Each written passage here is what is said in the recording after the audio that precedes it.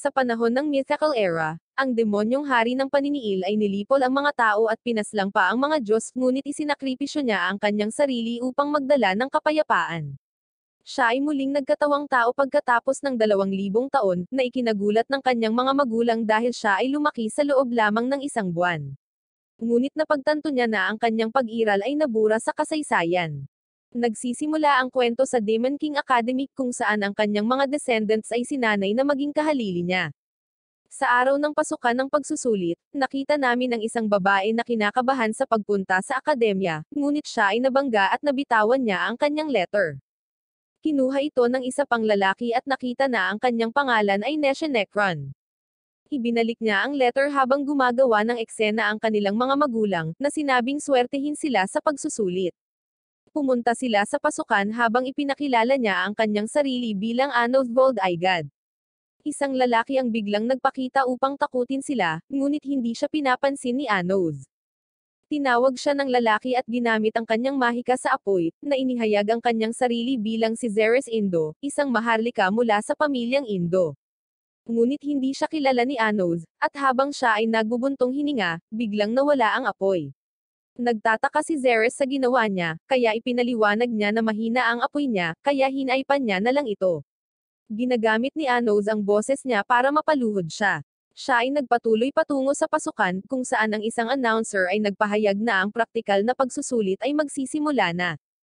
Sa loob ng akademya, nalaman ni Anos na ang unang yugto ng praktikal na pagsusulit ay isang tunggalian sa pagitan ng mga kandidato, at ang matatalo ay madidismiss habang ang mananalo ay tatanggapin sa akademya.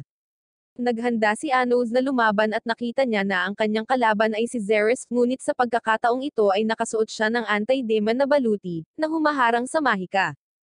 Kaya si Zeres ay naging kumpiyansa at bumunot ng nagninangas na espada, na ipinasa sa kanyang pamilya, na sinasabing pinalalakas nito ang kanyang mahika. Siya ay sumugod kay Anos na binanggit na ito ay hindi kahanga-hanga kapag ito ay nagpapalakas ng mahinang gumagamit, at inalis niya ang apoy. Nagulat ang lahat, ngunit nagpa siya siyang gawing kawili-wili ang mga bagay, at ipinahayag na hindi siya gagalaw or gagamit ng anumang mahika para talunin siya. Iniisip ni Zeres na nagdadahilan lamang si Anos dahil hindi niya madaig ang kanyang baluti, ngunit biglang sumabog ang kanyang mga organo. Nagtataka si Zeres kung ano ang nangyari, kaya't ibinunyag ni Anos na ito ay tunog lamang ng kanyang tibok ng puso, na patuloy na sumisira sa mga organo ni Zeres hanggang sa siya ay mapaluhod. Ngunit tumanggi siyang sumuko, kaya tinapakan siya ni Anos na binanggit na hinding-hindi siya susuko. Pinitik ni Anos ang kanyang mga daliri at tuluyan na siyang pinawi, ngunit napagtanto niyang nasobrahan niya ito, kaya binuhay niya itong muli, sinabihan siyang sumuko. Ngunit sinimulan ni Zeres na insultuhin si Anos na muling pinaslang siya at agad na binuhay, tinanong kung handa na ba siyang sumuko. Tumangging sumuko si Zeres dahil siya ay isang maharlika, ngunit walang pakialam si Anos, pinaslang siya ng daan-daang beses habang ang lahat ay nanonood ng may takot. Handa siyang muling tapusin ni Anos, ngunit sa wakas ay sumuko si Zeres, nakikiusap na tumigil siya. Natapos ang laban, at nakita namin ang isang lalaki na nainis kay Anos para sa paghamon sa royalty. Sa ikalawang yugto ng pagsusulit, sinusuri nila ang kanilang mahiwagang kapangyarihan, at nakakuha si Nesha ng kahangahangang marka. Kinukuha ni Anos ang pagsusulit, ngunit ang kanyang marka ay 0, at ang kristal ay nagtatapos sa pagsira. Ngunit masasabi ni Nesha na nawasak ito ng kanyang napakalaking kapangyarihan. Lumipat sila sa pagsusulit sa kakayahan, kung saan sinasagot nila ang serye ng mga tanong tungkol sa hari ng demonyo, ngunit sa palagay ni Anos ay napakadali nito. Natapos ang araw, at nakita ni Anos si Nesha na naghihintay sa kanya sa labas. Inaanyayahan niya itong magdiwang sa kanyang bahay, at nagpa siya itong sumama sa kanya. Hinawakan ni Anos ang kamay niya at gumamit ng teleportation magic, ngunit nagtataka si Nesha kung bakit alam niya kung paano ito gamitin dahil nawala ito noong mythical era. Pinupuri siya ng kanyang ina sa kanyang pagpasa sa mga pagsusulit, at hindi siya makapaniwalang na kaya niya ito kahit 1 buwan pa lang siya. Ipinakilala niya si Nesha, at ang kanyang ina ay nabigla, ngunit ang kanyang ama ay proud sa kanya, sa pag-aakalang mayroon na siyang kasintahan. Nasiyahan si Anos sa kanyang pagkain, at tinanong ng kanyang ina si Nesha kung ano ang gusto nito tungkol sa kanya, kaya binanggit niya na mabait ito, sinabi niyang kinuha niya ang kanyang letter para sa kanya. Masaya ang kanyang ina na nakakilala siya ng isang tao at nagpunta upang gumawa ng mas maraming pagkain. Sinamahan ni Ano si Nesha sa pag-uwi, at nagtanong siya tungkol sa kanyang ama, ngunit inihayag ni Nesha na ang lalaki na nasa akademya ay ang kanyang tagapag-alaga lamang, at hindi niya nakita ang kanyang mga magulang mula nang siya ay isinilang. Binanggit niya na ito ay isang magandang araw at nagpa siya na tawagin siya na kanyang kaibigan, na nagpapasaya sa kanya. Ngunit biglang, pinalibutan sila ng mahika, at nalikha ang isang arena habang nagpapakita ang isang tao mula sa mga anino, na ipinakilala ang kanyang sarili bilang si Leo Mordindo, ang kapatid ni Zeres na naroon din upang maghayganti. Hinawakan ni Leo Mord si Zeres sa leeg, sinabi sa kanya na hindi kailangan ng pamilya ng mahihina, at kinuryent siya hanggang sa siya ay masawi. Ipinaliwanag ni Leo Mord na sila ay mga descendants ng hari ng demonyo, kaya sila dapat ay iginagalang ng mga half-breeds. Ngunit binanggit ni Anos na ang lahi ay hindi mahalaga at ito ay tungkol sa kapangyarihan. Nagalit si Leo Mord sa kanya dahil sa pagmamaliit sa kanila at tinawag ang kanyang mga tauhan para umatake. Nagbanta siyang tatapusin si Anos na nag-iisip na dapat niyang malaman ang kanyang lugar. Ginagamit ni Anos ang kanyang mga kapangyarihan upang makagambala sa kanilang mahika habang sinusubukan nilang kontrolin ang kanilang mga spell, ngunit ito ay sumasabog. Nagtataka si Leo Mord kung ano ang kanyang ginawa, kaya ipinaliwanag ni Anos na ginawa niya ang kanilang mahika na magwala, sinabing hindi sila match para sa kanya. Ngunit si Leo Mord ay tumangging matalo sa isang hybrid, kaya nagpa siya siyang gumawa ng isang ipinagbabawal na spell na magagamit lamang ng royalty. Inilabas niya ang kanyang kapangyarihan, at ang lugar ay kinuha sa pamamagitan ng kanyang mahika, ngunit napagtanto niya na si Anos ay hindi nasaktan. Kinikilala ito ni Anos bilang pinagmulang magic, na kinabibilangan ng paghiram ng kapangyarihan ng hari ng demonyo, ngunit ipinaliwanag niya na hindi ito gumagana sa kanya dahil siya ang pinagmumulan ng kapangyarihan. Napagtanto niya na si Leo Mord ay walang karanasan, at nagpa siya siyang bigyan siya ng pagkakataon, kaya binuhay niya si Zeres ngunit siya ay naging zombie.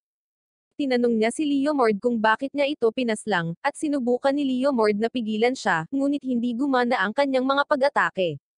Ipinaliwanag ni Anos na ang mga zombie ay nagiging mas malakas mula sa puot ng mga pumaslang sa kanila, kaya sinabi niya kay Leo Mord na dapat niyang kilalanin ang kanyang kapatid, at alalahanin ang kanilang mga sandali na magkasama upang matigil ang puot. Ngunit tumanggi si Leo Mord na gawin ito, at sasalakayin na siya ni Zeres, kaya nababahala si Laird. Sinabihan siya ni Anos na tawagin ang pangalan ng kanyang kapatid, kaya sinisigaw niya ang pangalan ni Zeres habang inaalala niya ang mga sandaling magkasama sila. Ngunit biglang sumabog ang field, at pareho silang napaslang. Nadismaya si Anos na ang mga bond sa panahong ito ay naging mahina, ngunit ginamit niya ang kanyang magic sa mga ito at pinoprotektahan si Nesha habang binubura niya ang lugar mula sa pag-iral. Siya ay nadismaya sa kung gaano kaina ang kanyang mga descendants, at tinanong nila siya kung sino siya, kaya ipinahayag ni Anos na siya ang tunay na demonyong hari ng paniniil. Bumalik sa mythical era, si Anos ay nakaharap ng bayani, ngunit ipinaliwanag niya na ang pagpaslang sa kanya ay hindi magtatapos sa digmaan dahil kahit na matalo ang mga demonyo, ang mga tao ay makakahanap ng isa pang kaaway.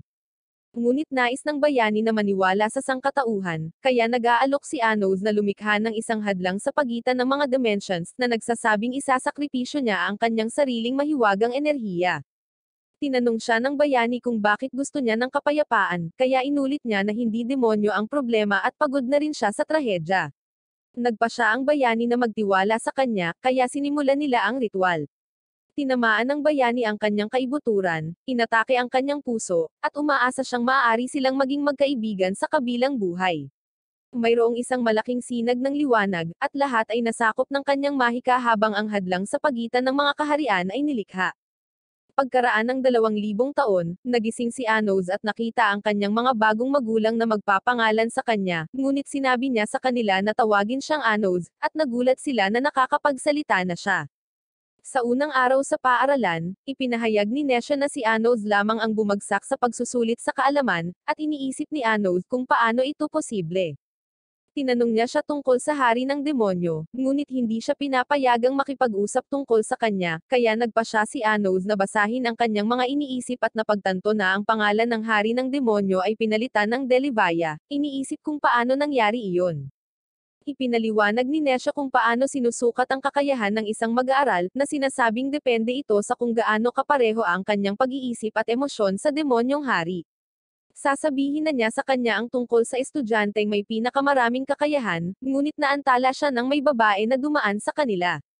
Ipinakita ng guro na si Emily ang spell na gagamitin nila para sa susunod na gawain, na sinasabi sa kanila na magkakaroon sila ng team duel. Hinihiling niya sa kanila na piliin ang mga kapitan ng bawat koponan, at nagsimulang magboluntaryo ang mga estudyante, kasama si Anos, ngunit ipinaliwanag ni Emily na hindi siya karapat-dapat dahil isa siyang hybrid na estudyante at hindi bahagi ng royalty. Pero nangako si Anos na patutunayan na mas magaling siya sa lahat. Nagbabanta siya na paalisin siya kapag nabigo siya, ngunit lumapit siya sa bilog na spell, na nagpapaliwanag na ito ay may depekto. Gumagawa siya ng kaunting pagbabago sa mahiwagang daloy, at dinobol ng bilog ang pagiging epektibo nito, na ikinagulat ng lahat. Pinayagan siya ni Emily na ideklara ang kanyang kandidatura, at umupo siya habang sinasabi niya sa mga pinuno ng grupo na magpakilala. Tumayo ang babae mula kanina, ipinakilala ang sarili bilang Siren Necron, at ibinunyag ni Nesha na kapatid niya siya. Pero nagtataka si Anos kung bakit pureblood siya samantalang si Nesha naman ay itinuturing na hybrid, kaya ipinaliwanag niya na desisyon ng pamilya iyon. Sinabi sa kanya ni Emily na oras na niya, kaya nagpakilala si Anos at sinabi sa kanila na peke ang demonyong hari na pinaniniwalaan nila. Ang mga estudyante ay nahahati sa 4 na grupo, at si Syra ay napapaligiran dahil lahat ay gustong makasama sa kanyang koponan. Nilapitan niya si Anos, iniisip na wala itong pagkakataon dahil isang tao lang ang kasama niya, na tinatawag si Nesha na isang manika na walang kaluluwa.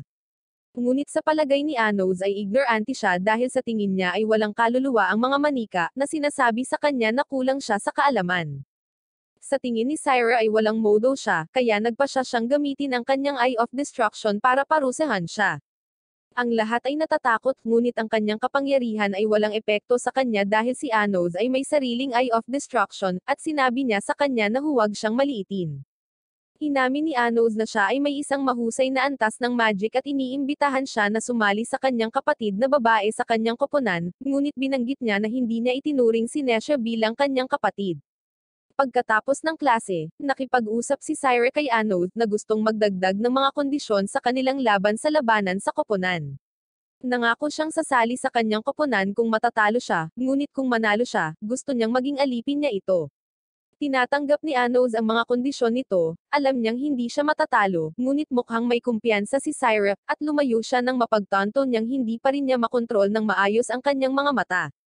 Makalipas ang 1 linggo, maghaharap ang kanilang mga koponan sa kagubatan, at lumikha sila ng Zepak upang maitatag ang kanilang taya. Magsisimula ang laban, at nalaman namin na ang layunin ay ibagsak ang pinuno ng kaaway. Ang koponan ni Syra ay nagtatayo ng kanilang kuta habang tinanong ni Nesha si Anos tungkol sa kanyang plano, at nangako siyang sosorpresahin sila. Mabilis na nakagawa si Nesha ng 3 kastilyo gamit ang kanyang spell, ngunit iniisip ni Siren na isa itong ilusyon upang makabili ng oras, at nagpa siyang gumawa ng unang hakbang. Ngunit bigla nilang nakita si Anos na papalapit sa kastilyo. Handa siyang parusahan siya, ngunit sinabi ni Anos sa kanya na hindi ito gagana. Habang nagtataka sila kung paano niya naririnig ang mga ito, ipinaliwanag ni Anos na ang kanilang encryption spell ay madaling masira, ngunit sinusubukan niyang manatiling positibo, sa pag-aakalang ang isang tao ay hindi makakadaan sa kanilang mga panlaban. Ngunit hinawakan ni Anos ang kastilyo, itinaas ang buong istruktura, at itinapon niya ito sa langit. Sinabi niya sa kanila na subukang lumapag ng malumanay, at nagsimula siyang makipaglaro sa kanila habang itinatapon niya ang mga ito. Nakita namin na ang kastilyo ay nawasak at lahat ay nasugatan, ngunit si Syra ay tumangging sumuko. Iminumungkahi niya ang pagsasagawa ng Geograze na itinuturing na pinakamalakas na antas ng magic ng apoy. Kaya't pinagsama nila ang kanilang kapangyarihan upang ipatawag ang Geograze Cannon, at pinaputok nila ito kasama ang lahat ng mayroon sila. Inamin ni Anos na nagsisikap siya ng husto, ngunit nagpaputok siya ng maliit na apoy na tumatagos sa kanilang spell, dahilan para mawala ito. Ang apoy ay malapit nang umabot sa kanila, kaya sinubukan nilang gumamit ng mga hadlang upang pigilan ito, ngunit sinira nito ang lahat at tumama sa kastilyo, na tinatangay ang lahat. Nakatayo si Cyrus at humarap sa kanya si Anos, habang iniisip niya kung paano niya nagawang mag-cast ng Geograze ng mag-isa. Ngunit inihayag ni Anos na gumamit lamang siya ng isang Gregot, na itinuturing na pinakamahinang spell ng apoy, ngunit nanalo siya dahil mas malakas siya kaysa sa kanila. Ipinaalala niya sa kanya ang tungkol sa kanilang kasunduan, at nangako si Cyrus na maghihiganti, ngunit alam niyang hindi niya masisira ang kanilang kasunduan, kaya sumali siya sa kanyang koponan, na iniisip na ginawa niya ito para lamang kay Nesha. Ngunit binanggit ni Anos na may isa pang dahilan, sinasabing maganda ang kanyang mga mata dahil nagliliwanag ang mga ito sa isa sa mga pinaka-eleganteng anyo ng mahika na nakita niya. Tumungo sila sa kanyang bahay kung saan nakita namin na ipinagmamalaki ng kanyang ina ang kanyang tagumpay. Ipinakilala ni Syra ang kanyang sarili, kaya nabalisa na naman ang kanyang ina, at naisip ng kanyang ama na kamangha-mangha siya sa pagkakaroon ng dalawang kasintahan. Sabay silang kumakain, at mukhang masaya si Syra. Pagkatapos kumain, sinamahan ni Anos ang magkapatid na umuwi at napansin niyang mas malapit na sila ngayon. Dumating sila sa kanilang bahay, at aalis na siya, ngunit nagpa siya si Siren na kausapin siya, pinasalamatan siya sa pagtulong sa kanya na makipag-ayos kay Nesha, at binanggit niya na siya lang ang naghamon sa kanya. Nagtatanong siya ng kakaibang tanong, iniisip kung ano ang gagawin niya kung natataka na ang kanyang kapalaran. Ngunit ipinaliwanag ni Anos na hindi ito mahalaga dahil babaguhin lang niya ang kanyang kapalaran. Sa tingin ni Syra ay kahanga-hanga siya, at kinis niya ito, ngunit ipinaliwanag niya na ito ay bilang isang kaibigan lamang. Sinabi ni Anos sa kanya na ito ay isang magandang regalo, kaya namumula siya, at tinawag nila itong isang gabi. Nakita namin si Syra na nakikipag-usap kay Nesha tungkol kay Anos, at naaalala niya na si Nesha lang ang laging matapang na tumingin sa kanyang mga mata. Humingi siya ng tawad, alam niyang hindi siya mabuting kapatid sa kanya, ngunit hindi siya nagagalit dito, at nagagawa nilang makipagkasundo sa isa't isa. Sa academy, natuklasan ni Anos na magbi-birthday na si Syra bukas, at iniisip ni Nesha kung ano ang bibilhin para sa kanya. Umupo si Syra sa kanilang mesa, ipinaalala sa kanila na nasa iisang koponan sila, at ibinunyag niya na ang kanyang mga dating kasamahan sa koponan ay nais ding sumali sa kanila. Ngunit inihayag ni Anos na tinanggihan na niya ang mga ito dahil sa tingin niya ay wala silang silbi. Kaya ipinaliwanag ni Syra na kailangan nila ng mas maraming miyembro para lumahok sa iba pang mga pagsubok. Magsisimula ang klase, at binanggit ni Emily na ang Demon King ay hinuhulaan na muling magkatawang tao sa taong ito, kaya magkakaroon sila ng isang espesyal na klase, at isa sa 7 Elder ang magtuturo sa kanila ng spell. Nalaman namin na ang 7 Elders ay nilikha mismo ng Demon King, at sila ang unang nagmana ng kanyang dugo. Nagpapakita ang Elder na nagngangalang Ivan Necron, at tinawag siya ni Anos, nagtataka kung naaalala niya siya. Humingi ng paumanhin si Emily sa inaasal ni Anos, ngunit si Ivan ay nagtataka, tinanong siya kung magkakilala sila, habang inihayag niya na nawala ang karamihan sa kanyang mga alaala mula sa 2,000 taon na ang nakalilipas. Sinubukan ni Anos na pilitin siyang maalala, na ikinagulat ng lahat ngunit napagtanto niya ang isang bagay at pinakawalan siya habang hindi pinansin ni Ivan ang nangyari at nagpapatuloy sa pagtuturo ng spell. Pagkatapos ng klase, nakipag-usap si Anos kay Ivan, ipinaliwanag na ibinalik niya ang kanyang mga nawalang alaala mula sa 2,000 taon na ang nakalilipas, ngunit tila nagbago ang nakaraan, at naniniwala si Ivan na ang hari ng demonyo ay si Delivaya. Kaya't napagtanto ni Anos na may isang taong muling isinulat ang nakaraan pagkatapos ng kanyang kasawian, at binura ang mga alaala ng lahat tungkol sa kanya. Hindi pa rin sigurado si Ivan kung siya ang totoong Demon King dahil maaari siyang magsinungaling para nakawin ang lugar ng kanyang amo, kaya nagpa siya siyang manatiling neutral sa ngayon. Pumunta si Anos para kausapin si Nesha, at nakita niya itong nakatingin sa sulat mula sa kanyang tagapag-alaga. Tinanong niya ito kung bakit hindi pa niya ito binubuksan, kaya ipinaliwanag niya na mas gusto niyang panatilihin ito bilang isang antang-antang. Kasama ni Syra ang iba pang mga estudyante, at tinanong nila siya kung bakit siya nakikipag-hangout kasama sina Anos at Nesha, na tinatawag silang mga misfits. Kaya nagalit siya, at ginamit ang kanyang Eyes of Destruction para hatiin ang lupa bago lumayo. Sa susunod na klase, sinabihan ng guro ang mga mag-aaral na mangolekta ng mga mahiwagang kasangkapan sa loob ng piitan, na sinasabi sa kanila na maaari nilang itago ang mga bagay para sa kanilang pangkat. Nagmamadali silang pumasok sa piitan upang tapusin ang gawain, ngunit nagtataka si Syra kung bakit naglalaan si Anos ng kanyang oras. Sa tingin niya, ang pinakamahusay na paraan para manalo ay ang makuha ang scepter sa pinakamababang antas ng piitan, ngunit ipinaliwanag ni Siren na kahit ang mga guro ay hindi pa umabot sa antas na iyon, at hindi siya sigurado kung mayroon pang ang scepter. Ngunit alam ni Anos na mahahanap niya ito, na sinasabi sa kanila na papasok na sila sa kanyang kastilyo. Bumaba sila sa piitan, napagtanto na ang mga halimaw ay natalo na ng ibang mga estudyante. Iminumungkahi ni Anos na gamitin ni Nesha ang isa sa mga item sa treasure room bilang regalo para sa kaarawan ni Syra. Iniisip niya kung may gusto rin ba siya, tinanong siya tungkol sa kanyang kaarawan, kaya't ipinahayag ni Nesha na ito ay katulad ng kay Syra, na sinasabi sa kanya na sila ay talagang kambal. Sinabi ni Anos sa kanila na dumating na sila, ngunit sa tingin nila ito ay isang dead end, kaya't ibinunyag niya na mayroong isang lihim na daanan.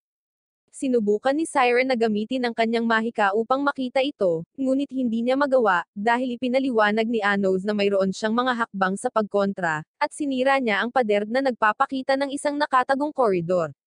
Dumating sila sa isang lihim na hardin, habang isiniwalat ni Anos na ginamit ito para sa pag-activate ng mga natural na magic circle, ngunit naghihinala siya dahil iba ito sa 2,000 taon na ang nakakaraan.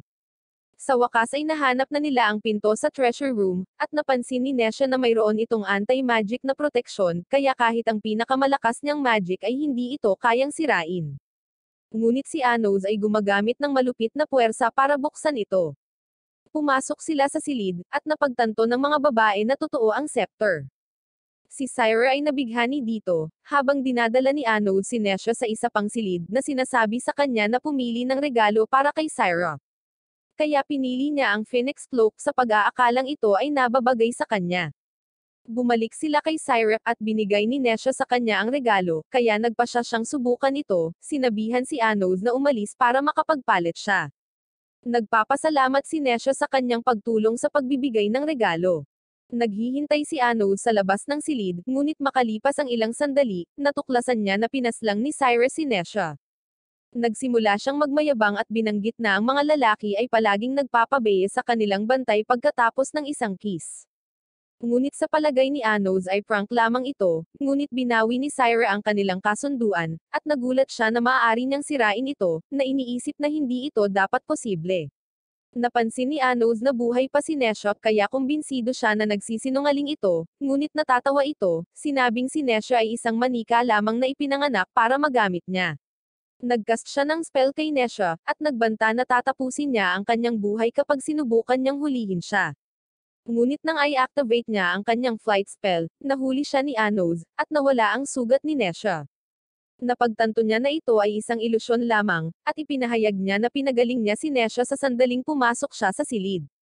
Alam ni Anos na nag-activate ang Eyes of Destruction niya kapag tumataas ang emosyon niya, pero napansin niyang hindi nag-activate ang mga mata nito nang batiin siya ni Nesha ng happy birthday, at lumiwanag lang ito nang matanggap niya ang balabal. Tinatanong ni Anos kung bakit hindi nag-activate ang kanyang mga mata matapos ipagkanulo si Nesha. Sa pag-aakalang siya ay masyadong kalmado para maging totoo, pinaandar niya ang kanyang malademonyong mata, at sinimulan nitong sirain ang silid, ngunit hindi niya ito pinansin, at ginamit ni Anos ang kanyang kapangyarihan para pigilan siya. Nagmakaawa si Nesha sa kanya na patawarin siya, kaya binitawan niya siya, at sinubukan siyang tulungan ni Nesha, ngunit hinawakan niya ang scepter at lumipad palayo. Hindi niya ito pinapansin at sinabihan si Nesha na ipaliwanag ang lahat ng tinatago niya. Kaya, inihayag ni Nesha na hindi siya isang mahiwagang manika at talagang mawawala sa hating gabi. Ipinaliwanag niya na siya ay isang kopya ni Syra, at napagtanto niya na nagawa ni Syra na sirain ang Zekpak dahil ginawa ito sa kanyang sarili. Nilikha siya ni Ivan mula kay Syra gamit ang isang spell na naghahati sa isang tao sa dalawa, ngunit ang magic ay may limitasyon sa oras, kaya mayroon lamang siyang 15 taon upang mabuhay bago sumanib muli kay Syra. Alam ni Anos na ang layunin ay dagdagan ng likas na salamangka ni Syra, at ipinaliwanag ni Nesha na ang lahat ay tinatrato siya na parang hindi siya kailanman umiral, ngunit masaya siya na naging kaibigan niya ito, sa pag-aakalang ito ay isang himala na nakausap niya ito. Niyakap niya ito, tinawag siyang walang isip, at sinabihan niya itong mamuhay na parang gusto niyang magpatuloy sa pag-iral. Samantala, nalilito si Syra nang mawala ang pinto sa silid, at nagpakita si Anos sa kanyang likuran, na nagsasabing nais ni Nesha na makipagkasundo sa kanya. Nagtataka si Nesha kung kinasusuklaman siya ni Cyrep ngunit hindi niya ito pinapansin at nagmumungkahi ng isa pang hamon, na sinasabing sasagutin lang niya ang kanyang mga tanong kung magagamit niya ang magic circle na nilikha niya. Tinanggap ni Anos ang hamon, at si Syra ay gumuhit ng dalawang magic circle na nagpapaliwanag na siya ang nag-imbento ng mga spell, at sinabi niya sa kanya na kailangan lang niyang isaaktibo ang isa sa mga ito.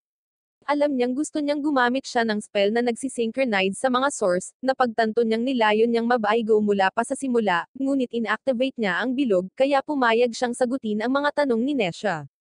Naalala niya ang mga sandaling magkasama sila noong mga bata pa sila, at kung paanong si Nesha ay laging nasa tabi niya habang ang lahat ay natatakot sa kanyang malademonyong mga mata, ngunit si Nesha ay hindi pinansin ng lahat at namuhay na mag-isa dahil siya ay isang kopya lamang. Kaya, nagsaliksik si Siren ng mga spells para baguhin ang kanyang kapalaran. Nagsimulang mag-activate ang spell, at ibinunyag ni Siren na magpapalit na sila ng tadhana habang ina-activate niya ang kanyang pangalawang spell, na gagawing orihinal na katawan si Nesha. Ngunit alam niya na ang tanging paraan upang ma-activate ito ay ang pagtanggi sa kanya ni Nesha, kaya sinubukan niyang magalit sa kanya si Nesha, ngunit ipinahayag niya na talagang mahal niya siya. Handa na si Siren na tanggapin ang kanyang bagong kapalaran, at isinaaktibo niya ang kanyang spell, ngunit hindi ito umubra habang sinasabi sa kanya ni Nesha na hinding-hindi niya siya kapuputin. Hindi makapaniwala si Siren at nagsimula siyang umiyak habang nagmamakaawa kay Nesha na tanggihan siya dahil ayaw niyang mawala siya. Pero sinabi sa kanya ni Nesha na okay lang dahil mananatili siya sa tabi niya bilang bahagi niya. Siya ay masaya na sa wakas ay muling makakasama ang kanyang kapatid. Sinabi kay Anos na wala siyang pinagsisisihan dahil nakaranas siya ng dalawang himala sa kanyang buhay. Ngunit sinabi ni Anos sa kanya na ang tunay na himala ay hindi pa nangyayari, na sinasabing may solusyon para manatiling buhay silang dalawa. Sa palagay niya, kailangan lang niyang baguhin ang nakaraan, na sinasabi sa kanila na dati silang dalawang magkaibang nilalang, kaya kung babalik sila sa panahon kung kailan na-activate ang fusion magic, magkakaroon ng dalawang orihinal na mapagkukunan sa halip na isa. Kaya, pagsasamahin ng spell ang apat na pinagmumulan, at sila ay magiging tunay na kambal. Sinabi ni Anos sa kanila na kailangan nilang bumalik sa nakaraan, ngunit alam ni Siren na hindi sila sapat na malakas, kaya binigyan niya sila ng bahagi ng kanyang kapangyarihan habang ipinapaliwanag niya na kailangan nilang maniwala na siya ang tunay na Demon King of Tyranny. Ngunit biglang sinira ni Ivan ang kisame at inatake siya, iniisip na pinipigilan niya si Siren na maging perpektong sisidlan para sa paggising ng kanyang amo. Ngunit sinabi niya kay Ivan na ang kanyang amo ay buhay na at itinulak siya pabalik. Inalis ni Anos ang talem at ibinato ito pabalik kay Ivan, na inipit siya sa dingding. Ipinaliwanag niya na wala siyang oras upang makipaglaro, at nagpa siyang i-activate ang kanyang magic upang maibalik ang mga babae sa oras. Ngunit bigla silang naantala habang nagpapakita ang tagapangalaga ng Diyos ng oras na sinasabi sa kanila na naroon siya upang parusahan sila dahil sa pagkagambala sa daloy ng oras. Kinuha niya si Ivan, at nag-rewind siya ng oras para pagalingin siya bago siya bigyan ng kapangyarihan ng oras. Nabuhay siyang muli habang inutusan siya ng Diyos na tapusin si Anos na naghagis sa kanya ng isang Geograze, ngunit pinigilan niya ito, na sinasabing siya ay naging invincible. Nagawa niyang masira ang hadlang ni Anos, tinusok siya mula sa likod, at nakita siya ng mga babae na nawala habang ipinagmamalaki ni Ivan ang kanyang bagong kapangyarihan. Ngunit biglang sumulpat si Anos sa kanyang likuran, na nagpapaalala sa kanya na hindi siya maaaring masawi. Nagtataka si Ivan kung paano pa siya nabubuhay, kaya ipinaliwanag niya na nabuhay siya, ngunit tumanggi si Ivan na sumuko. Nagpa siyang ihinto ang oras para sa kawalang hanggan habang ang kadiliman ay sumasakop sa lugar, at sina Syra at Nesha ay nagyelo. Ngunit wala itong epekto kay Anos na binanggit na walang silbi ang spell laban sa kanya. Hindi makapaniwala si Ivan, at sumugod siya, sinusubukang tapusin si Anos, ngunit pinigilan niya ito gamit ang kanyang mga hadlang, pinilit siyang umatras habang ipinapaliwanag niya na siya ang tunay na hari ng demonyo. Sinabi niya kay Nesha at Siren na maaari niyang sirain ang lahat ng mga hadlang sa kanilang landas, kaya hindi na nila kailangang mag-alala tungkol sa anumang bagay kung magpasya silang sundan siya. Biglang nasira ang spell, at tinawag nila ang kanyang pangalan habang nagsisimula silang magliwanag dahil naniniwala na sila ngayon na siya ang totoong Demon King of Tyranny. Nahanap nila ang kanilang nakaraan, at ang apat na pinagmumulan sa wakas ay nagsanib, at natapos ang spell. Ipinaalala ni Anos kay Ivan na nasa kanyang kastilyo sila, at hinugot niya ang kanyang Sword of Destruction. Sinubukan ni Ivan na tumakas, ngunit bigla siyang tinusok ni Anos, at napagtanto niyang hindi niya kayang pagalingin ang kanyang sarili. Sinabi ni Anos sa Diyos na huwag na siyang hamanin muli, at patuloy niyang inaatake si Ivan at tuluyang winasak ang kanyang katawan. Ang lahat ay bumalik sa normal, at binuhay ulit ni Anos si Ivan, na nagpapaliwanag na ang kanyang espada ay inalis ang demonyo at ang Diyos na pumalit sa kanyang katawan. Humingi ng tawad si Ivan at nanumpa ng katapatan sa kanya. Tinulungan ni Anos na ibalik ang kanyang mga alaala, at sinabihan siyang panoorin ang iba pang elders at alamin kung sino ang nag-blur sa kanyang mga alaala. Bumalik din sa normal ang mga babae, at sinabi ni Anos sa kanila na oras na para bumalik na nagsasabing may oras pa para makatanggap ng pinakamataas na marka para sa pagsusulit. Umalis sila sa piitan, at si Nesha ay pagod na, ngunit natutuwa siyang natapos na ang lahat at nagpasya na sa wakas ay basahin ang kanyang sulat. Masaya si Siren na pareho silang buhay at humingi ng tawad sa lahat ng kanyang ginawa. Binigyan ni Anos si Nesha ng Enchanted Ice Ring dahil kaarawan din nito, at niyaya niya silang maghapunan sa bahay nito. Nakikita natin si Anos sa mythical na panahon habang hinahamon siya ng dakilang water spirit ngunit nagboluntaryo ang kanyang subordinate na si Shaki na harapin ito. Nangako si Anos na bibigyan siya ng gantimpala kung matalo siya sa isang pag-atake. Sumulong siya upang harapin ang espiritu, at nagawa niyang talunin ito sa isang hit, kaya pinuri siya ni Anos, tinanong kung ano ang gusto niya bilang gantimpala. Ngunit humihingi si Shaki ng pahintulot na muling magkatawang tao kasama niya dahil gusto lang niyang patuloy na paglangkuran siya. Sumang-ayon si Anos, ngunit ipinaliwanag niya na mawawala sa kanya ang lahat ng kanyang alaala at kakayahan, at nakita nilang dumating ang bayaning si Conrad. Ibinunyag ni Anos na kahit siya ay nahihirapang harapin siya dahil siya lang ang may magic ng 7 source sa mundo. Sa kasalukuyan, hinihintay ni Siren na ipahayag ng guro ang kanilang marka pagkatapos makuha ang scepter, ngunit sa halip, inanunsyo ni Emily na isang transfer student ang sasali sa klase, na nagpapakita na siya ay isang master ng espada. Inanunsyo din niya na ninakaw ang natagpuang scepter nila Anos, at wala silang oras upang suriin ang pagiging tunay nito, kaya bibigyan lamang niya sila ng 70 puntos hanggang sa matagpuan ang salarin. Nag-alsa si Syrup ngunit iniisip ng ibang mga estudyante na peke ang scepter na ito dahil hybrid si Anos. Ngunit ang isang babae na nagngangalang Mika ay nag-iisip na ito ay hindi patas na nagsasabing ang mga hybrid at royalty ay karapat-dapat sa parehong pagtrato, ngunit sinabi sa kanya ni Emily na umupo, na nagbabanta na paalisin siya. Nagpa siya si Anos na lutasin ang sitwasyon, sinabi na ang magnanakaw ay masyadong halata, at hinugot niya ang scepter mula sa katawan ng isang estudyante at ibinigay ito kay Emily, alam niyang pinahintulutan niya ang estudyante na nakawin ito. Pagkatapos ng klase, pinasalamatan ni Mika si Anos sa pagtulong sa kanya, at ipinaliwanag niya na ang paaralan ay pinangungunahan ng purong dugong maharlika, habang ang mga hybrid na tulad nila ay hindi trinatrato ng maayos.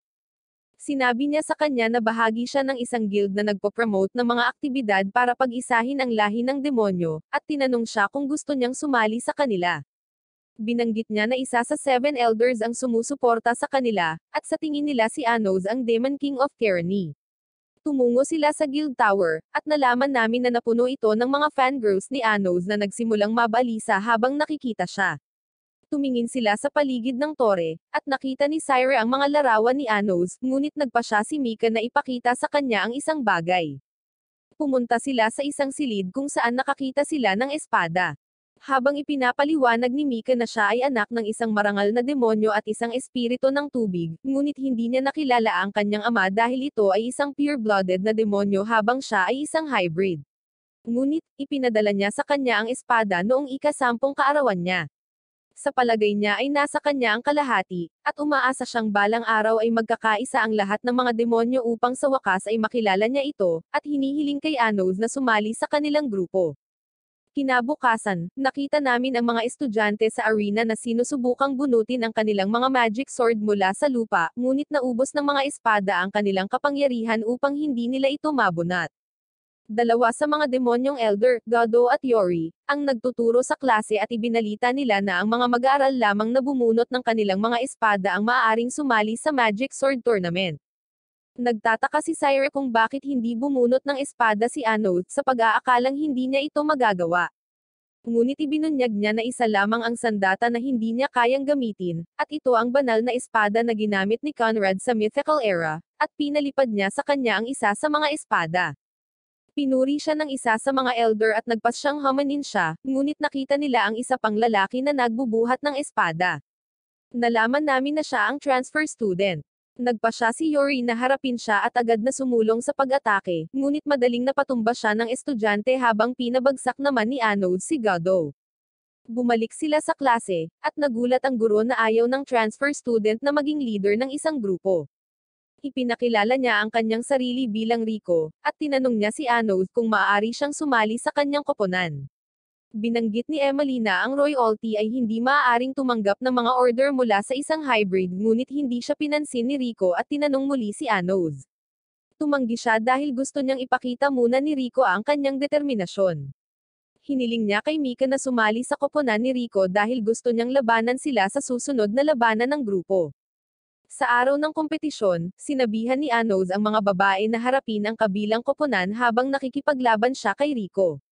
Gumawa si Nesha ng kastilyo at napansin ni Siren na bumuti ang kanyang mahika. Sa tingin niya ay dahil ito sa singsing, ngunit ibinunyag ni Anode na pareho silang naging mas malakas dahil sumanib sila sa kanilang nakaraan. Nag-teleport siya kay Rico, napagtantong naghihintay siya sa kanya. Ngunit biglang nagpakita ang isang higanteng golem. Napagtanto ni Anode na ibinabahagi ni Rico ang kanyang kapangyarihan sa kanyang koponan, kaya nagpa siya siyang balansehin ang laban sa pamamagitan ng paggamit ng isang stick. Nahihirapan si Cyrus sa pagharap sa golem, kaya sinabihan siya ni Anode na pagsamahin ang kanyang kapangyarihan kay Nesha at gamitin ang Geograze. Habang nagrereklamo si Rico na hindi siya nakatutok sa kanilang laban, iniisip ni Cyrus kung sapat na ba ang kanilang kapangyarihan, ngunit nagtiwala si Nesha kay Anode. Naghahanda silang gamitin ang spell habang nagpapakita ang kanya ng Geograze. Isinaaktibo nila ang spell at pinaputok ito ni Nesha habang pinalakas ni Syra ang bilis nito, na nagpapahintulot sa kanila na pasabugan ang golem. Napagtanto ni Syra na naging mas malakas sila, ngunit bigla siyang inatake ni Mika. Samantala, mukhang naabot na ni Rico ang kanyang limitasyon, ngunit bumangon siya at ipinagpatuloy ang kanyang pakikipaglaban kay Anode na humanga na nagsimula siyang lumaban ng mas mahusay. Nagpumigla si Syra laban kay Mika kaya nagpa siya siyang gamitin ang kanyang Phoenix na balabal ngunit kumpiyansa si Mika na matatalo niya siya gamit ang espada ni Rico. Sasalakayin na siya ng golem, kaya lumalabas si Nesha para tumulong at nagpa siya silang pagsamahin ang kanilang mga kapangyarihan, gamit ang kanilang apoy at ice magic upang lumikha ng isang superior na spell na itinaboy pareho si Mika at ang golem. Ipinagmamalaki nila ang kanilang sarili, ngunit biglang nagsimulang umuga ang lupa, at napagtanto nila na ang labanan sa pagitan ni Anode at Rico ay sumisira sa lahat ng nasa paligid nila. Ngunit sa tingin ni Anode ay hindi ito mahalaga dahil ang kagubatan ay muling mabubuo salamat sa natural na mana. Binanggit ni Rico na masyado na siyang nasa sabik na huminto. Patuloy silang nagpapalitan ng atake, habang binanggit ni Anode na ito ang unang pagkakataon na nagkaroon siya ng tunay na kalaban mula noong kanyang muling pagkakatawang tao. Nagpa siya si Rico na tapusin ang mga bagay-bagay at tumalon siya sa itaas ni Anode upang ihatid ang pangwakas na atake, ngunit pinigilan ito ni Anode gamit ang kanyang tungkod na tinapos ang laban. Binanggit ni Anode na humanga siya dahil nakasabay sa kanya si Rico. Inamin ni Rico ang pagkatalo, pakiramdam niya ay nagkita na sila noon at parang pamilyar si Anode sa kanya. Binanggit ni Anode na siya ang Demon King of Tyranny at naniniwala si Rico sa kanya, kaya inimbitahan siya ni Anode na sumali sa kanyang team. Umuwi si Anode at masaya ang kanyang ina sa kanyang tagumpay, ngunit naisip ni Mika na hindi siya dapat naruroon. Ngunit inihayag ni Anode na tinanggap niya siya sa koponan, na sinasabi sa kanya na mayroon siyang potensyal habang binabanggit niya na ang kanyang magic sa tubig ay kamangha-mangha, na nagpapasaya sa kanya. Pagkatapos ng hapunan, nakipag-usap ang mga babae sa mga magulang ni Anode at natuklasan na siya ay isang buwan pa lamang.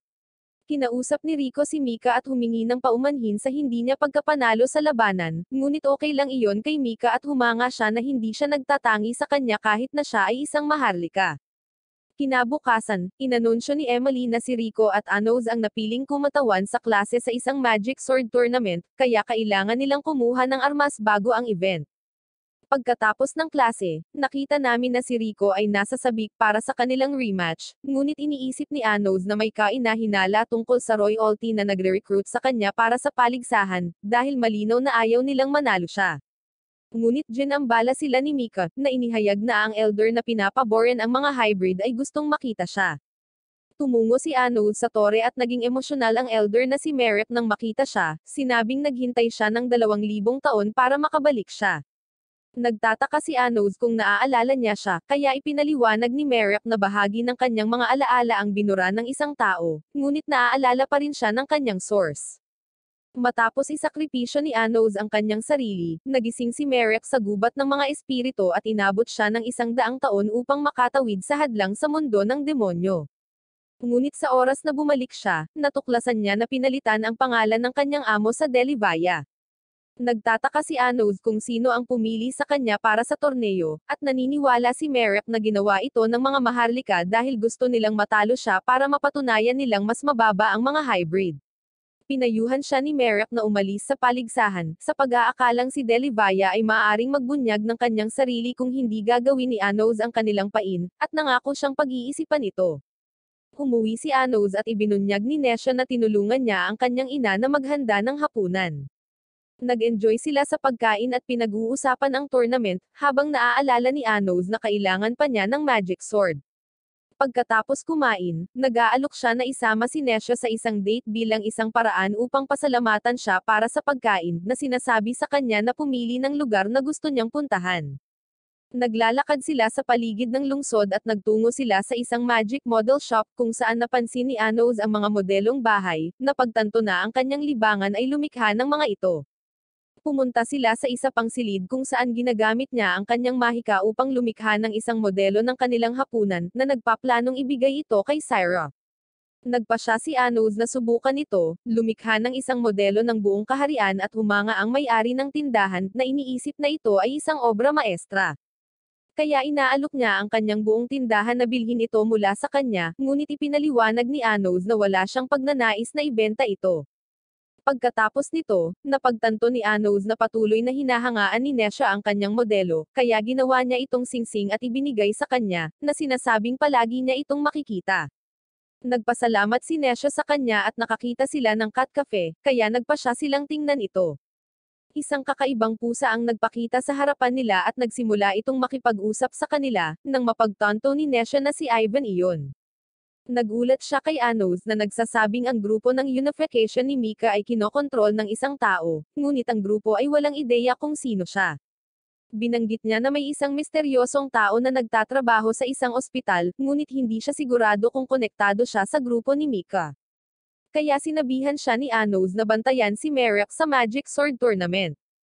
Pumunta sila upang suriin ang ospital na binanggit ni Ivan, at sinabi ni Anos na hindi ito mukhang kainahinala, ngunit biglang nagpakita si Rico. Tinanong siya ni Anos kung bakit siya naruroon, kaya sinabi niya sa kanila na pumunta siya upang bisitahin ang kanyang ina. Nag-aalok si Anos na pagalingin siya dahil maaari niyang gamutin ang anumang sakit gamit ang kanyang kapangyarihan, ngunit hindi gaanong pinansin ito ni Rico at pumasok siya sa ospital nang mapagtanto nilang kakaiba ang kanyang kinikilos. Dumating ang araw ng paligsahan, at sinabi ni Ivan kay Anos na ang dalawang elder sa likod ng kaganapan ay naglalayon na akitin siya sa isang bitag, kaya't naisipan niyang umalis, sa pag-aakalang maaari itong magpakita kay Delivaya. Inanunsyo ng Kwago ang pagsisimula ng paligsahan habang lumalabas ang kalaban ni Anos, ngunit napagtanto ng lahat na hindi siya nagpakita, kaya sa tingin nila ay sumuko na siya. Nakita namin na hinihintay ni Anos na magpakita si Delivaya habang sinisimulan siya ng lahat na pagsabihan ng mas asama, ngunit biglang sinisigawan sila ng kanyang ina, na sinasabi sa kanila na siya ang magiging Demon King. Nagpakita ang kanyang ama sa tunnel na inihayag na gumawa siya ng magic sword para sa kanya, at binanggit na ang kanyang tagumpay ay magpapatunay na kahit isang hybrid ay maaaring maging Demon King. Kaya kinuha ni Anos ang espada at nagpasalamat sa kanyang ama, na napagtatanto na wala siyang dahilan para mag-ingat. Gusto niyang mapasaya ang kanyang mga magulang, kaya nagpasya siyang lumaban at harapin ang anumang bitag na lalabas. Tumalon siya sa arena at humingi ng paumanhin sa pag-aaksaya ng oras ng kanyang kalaban, na nangangakong tatapusin ang laban sa loob ng 1 minuto. Ang kanyang kalaban ay sumugod, ngunit madali niyang iniiwasan ang mga pag-atake habang ang kanyang mga tagahanga ay kumakanta ng isang kanta bilang karangalan sa kanya.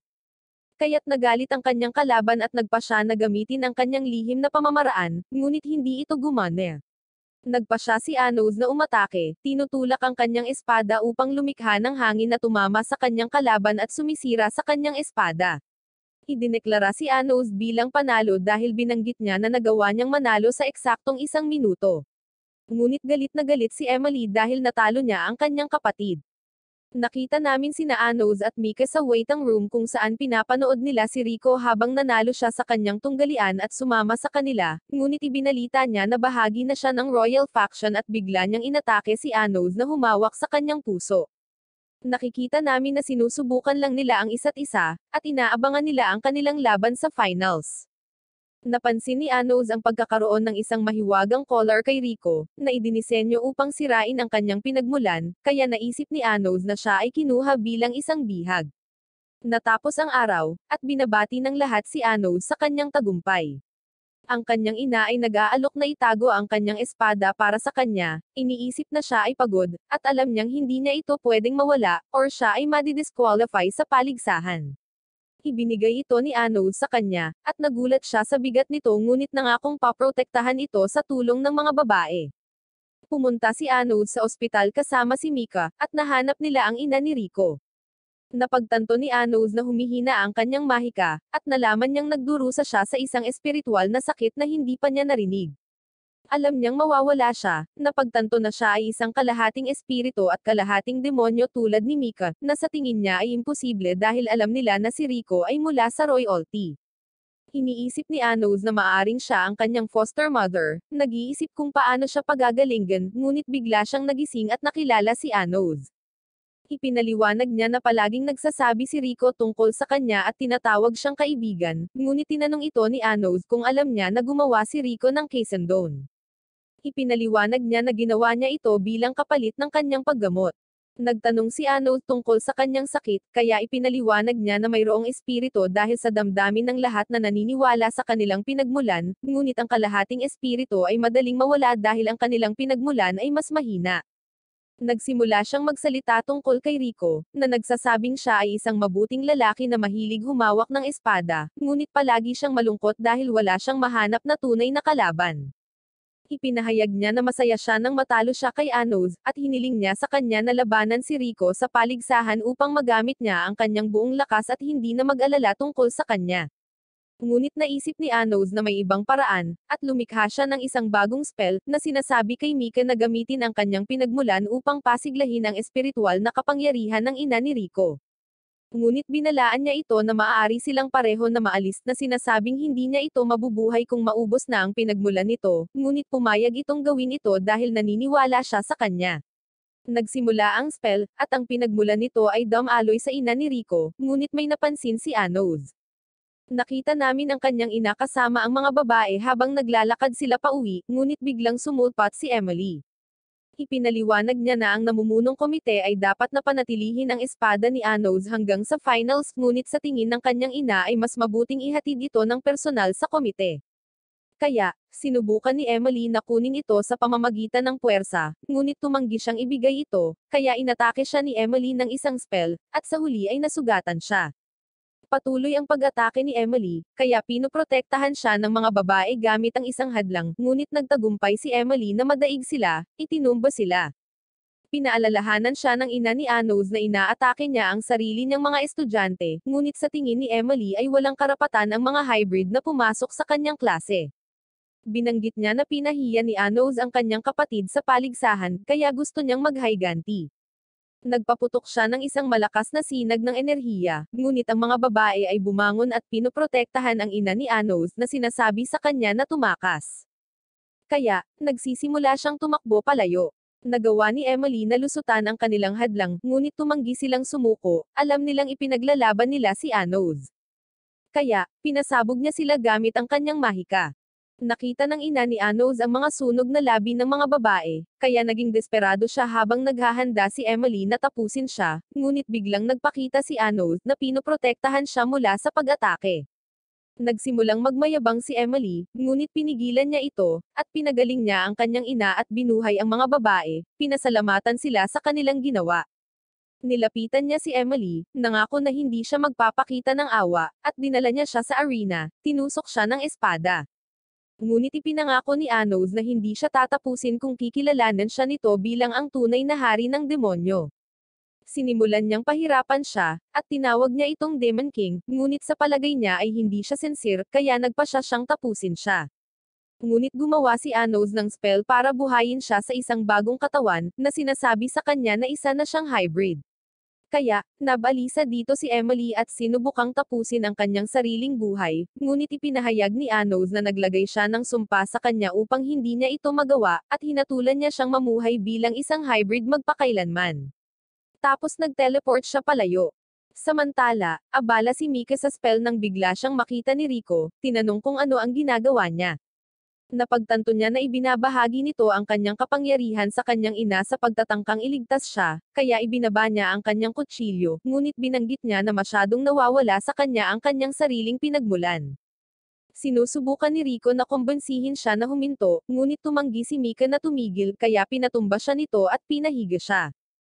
Kapag napagtanto niyang may malay ang kanyang ina, sinabihan siya nito na huwag mag-alala tungkol sa kanya, na nagpapaliwanag na nagkaroon siya ng magandang buhay salamat sa kanya. Naaalala niya nang matagpuan niya ito sa mga lansangan, at natutuwa siyang naging ina niya. Nagpakita si Anos, at nakita niya si Mika na nakahiga. Kaya, tumingin siya sa labas at nakita si Rico na paalis na ng ospital. Kinabukasan, binanggit ng Quago na magsisimula na ang finals, at sa wakas ay naghanda sina Rico at Anos na magkaroon ng tunay na tunggalian. Ngunit bago magsimula ang laban, nagpapatupad sila ng mga bagong alituntunin, at sina Anos at Rico ay nagsusuot ng mga spiritual drain ng bracelets habang ipinapaliwanag ng Quago na ang gumagamit ay matatalo kung ito ay masira. Nagsimula ang tunggalian, at nagsimula na silang maglaban habang pinupuri ni Rico si Anos sa pakikipaglaban niya gamit ang pulse arrows na inihayag na ang suot niya ay para lamang sa palabas, ngunit ayaw niyang manalo ng ganito, kaya binasag niya ang kanyang pack, at ang mahiwagang collar ay tumusok sa source niya. Ipinaliwanag ni Rico na nilabag niya ang kanyang kontrata sa royalty, kaya masasawi siya, at alam niyang hindi niya mapapagaling ang kanyang ina, kaya nagpa siya siyang masawi na lumalaban kay Anos sa lahat ng mayroon siya. Si Anos ay handa na para sa tunggalian, na nagsasabi sa kanya na tumutok sa labanan, at nagsimula silang makipaglaban nang mapansin ng iba na sila ay gumagalaw ng napakabilis. Nang iwasan ni Rico ang mga pag-atake ni Anos, nagawa niyang tamaan siya sa braso bago tumalon palayo at nagpatuloy sa sunod-sunod na pag-atake. Habang pareho silang nasugatan, umatake sila laban sa isa't isa. Nang ma-take ni Anos si Rico, sinabing tapos na ang laban, at sumulong sila para sa panghuling pag-atake, at nawala ang braso ni Anos, ngunit nagawa niyang tusokin si Rico, na nagpasalamat sa kanya para sa laban. Isang magic circle ang na-activate, at si Anos ay nagpapakita sa ibang dimensyon, kung saan sa wakas ay nakita niya ang taong responsable para sa tournament. Nag-transform ang ibon bilang si Merrick na nagpahayag na naghihintay siya ng tamang sandali at masaya na sa wakas ay maalis na siya. Binanggit niya na ang kalahati ng mahiwagang kapangyarihan ni Anos ay naubos ng pulse arrows, kaya sa tingin niya ay magiging madali ang pagpaslang sa kanya. Tinawag niya ang iba pang dalawang elders upang tumulong, sa pag-aakalang si Anos ay walang pagkakataon, ngunit binanggit ni Anos na ibinigay lamang nila ang kanilang mga sarili habang hinihiwa ni Rico ang mga elders, at si Anos ay nag-freeze ng oras. Nagtataka si Merrick kung paano buhay pa si Rico, kaya ipinaliwanag niya na iniligtas siya ni Anos sa pamamagitan ng pagsira sa spell sa kanyang huling atake. Ngunit sa palagay ni Merrick ay walang nagbago, na nagpapakitang na-trap niya ang ina ni Rico sa kanyang spell. Nagpa siya siyang makipagtawaran, na sinasabing pagagalinggan niya siya kung si Rico ay manunumpa ng katapatan sa Maharlika, ngunit ginulo siya ni Anos habang inihagis ni Rico ang kanyang espada at tumalon sa portal. Tumanggi si Merrick na matalo at lumikha ng mga bagong portal na naglalabas ng hamog, na katulad ng ginamit ni Anos upang paghiwalayin ang apat na kaharian sa panahon ng Mythical Era. Inatake niya ito at sinira ang kalasag ni Anos, na nagpapaliwanag na nag-imbak siya ng bahagi ng pader upang gamitin bilang kanyang sariling kapangyarihan. Sa palagay niya ay napakahina pa rin ni Anos upang lumaban, dahil mayroon lamang siyang 1/10 ng kanyang kapangyarihan pagkatapos muling magkatawang tao, ngunit ginamit ni Anos ang kanyang braso, pinilit si Merrick na umatras. Ang hamog ay patuloy na umaatake kay Anos habang si Merrick ay nagtatago sa isang hindi malalampasan na espasyo, at siya ay nagpatawag ng isang portal upang salakayin si Rico. Ngunit gumagamit si Anos ng anti-magic barrier para protektahan siya. Sinabi niya kay Rico na gumamit siya ng sobrang mahiwagang kapangyarihan at humihingi ng tulong, ngunit ipinaliwanag ni Rico na kailangan niya ng espada, kaya lumikha si Anos ng isa gamit ang kanyang mahika. Handa na si Rico na linisin ang daan gamit ang espada, sinusubukang putulin ang hamog, ngunit naputol ang kanyang espada, kaya muli siyang pinoprotektahan ni Anos. Sa palagay niya ay hindi siya magkakaroon ng pagkakataon, ngunit ang kanyang ina ay nagsimulang makipag-usap sa kanya, nag-aalok ng kanyang kapangyarihan upang tulungan siya. Binanggit niya na palagi siyang nasa tabi niya, at nag-transform siya sa isang magic sword, na ginagamit niya upang putulin ang lahat ng bagay sa kanyang landas. Narating ni Rico ang gate, at naglunsad ng isang malakas na pag-atake upang sirain ang lahat ng kadiliman sa loob nito. Ang pag-atake ay nakakatulong kay Anos at sinalakay pa nito ang dimensyon ni Merrick. Nagbagong anyo ang kanyang ina at ipinahayag na ipinagmamalaki niya kung gaano siya naging matatag bago mawala sa ere. Kaya, nagsimula siyang umiyak, ngunit sinabi sa kanya ni Anos na Iris Erba ang kanyang mga luha para mamaya habang sinusumpa sila ni Merrick, at sinimulang likhain ang kanyang dimensyon sa natitirang hamog. Pero biglang sumulpat si Anos sa likod niya. Napagtanto niya na sinundan ni Anos ang bakas ng espiritual na espada ngunit mabilis siyang binitag ng hamog, sa pag-aakalang siya ay nanalo. Ngunit lumabas si Anos nang hindi nasaktan, kaya sinubukan siyang salakayin muli ni Merrick ngunit pinawi niya ang hamog na iniwan si Merrick sa pagkabigla. Nagtataka siya kung paano nakaligtas si Anos sa kanyang mga pag-atake, at ipinatawag ni Anos ang kanyang espada, na inihayag na sa wakas ay nabawi niya ang lahat ng kanyang kapangyarihan salamat sa pakikipag-ugnayan sa hamog. Si Anos ay umatake gamit ang kanyang espada, kaya sinubukan ni Merrick na tumakas, ngunit siya ay naputol kahit na naiiwasan ito, habang ipinapaliwanag ni Anos na ang kanyang espada ay maaaring sirain ang lahat ng mga batas. Naging desperado si Merrick at nagpatawag ng hindi mabilang na mga portal para umatake, ngunit agad silang nabasag ni Anos. Tinusok niya si Merrick gamit ang kanyang espada, napaslang ang nilalang sa loob niya, kaya bumalik siya sa normal at nabawi ang kanyang mga alaala. Bumalik sila sa arena, at sinabi ni Merrick kay Anos na siya ay kinokontrol ng isang hindi kilalang nilalang na sumalakay sa kanya pagkatapos nilang magkita sa tore. Ipinatawag ni Anos sina Gado at Yori, at napansin niyang kontrolado rin ni Delvaya ang kanilang pag-iisip. Kaya, nagpa siya siyang buhayin sila, ngunit ang kanilang mga mapagkukunan ay biglang inatake, at nakita nila ang isang nakamaskara na lalaki sa kadiliman. Napansin ni Anos na hindi siya naapektuhan ng kanyang spell habang umaalis ang lalaki, at lahat ay nagsimulang bumalik sa normal, nagtataka kung ano ang nangyari. Ngunit nakita nila si Rico na nakahandosay sa lupa, at si Anos ay idineklara bilang nagwagi sa paligsahan. Binabati siya ng lahat, ngunit sumisigaw siya na lahat iyon ay salamat sa kanyang espada, na sinasabing ang kanyang ama ay ang Supreme Craftsman. Natapos ang kaganapan, at pinagaling niya si Rico, na nalulungkot pa rin para sa kanyang ina. Ngunit binuhay siya ni Anos, at muling nakipagkita sa kanya si Rico, na iniisip kung paano niya ito nagawa. Kaya, ipinaliwanag ni Anos na pagkatapos matuklasan na siya ay isang espiritu ng espada, nagawa niyang magpakalat ng tsismis gamit ang kanyang mahika, at nagsimulang maniwala muli ang mga tao sa kanyang pinagmulan.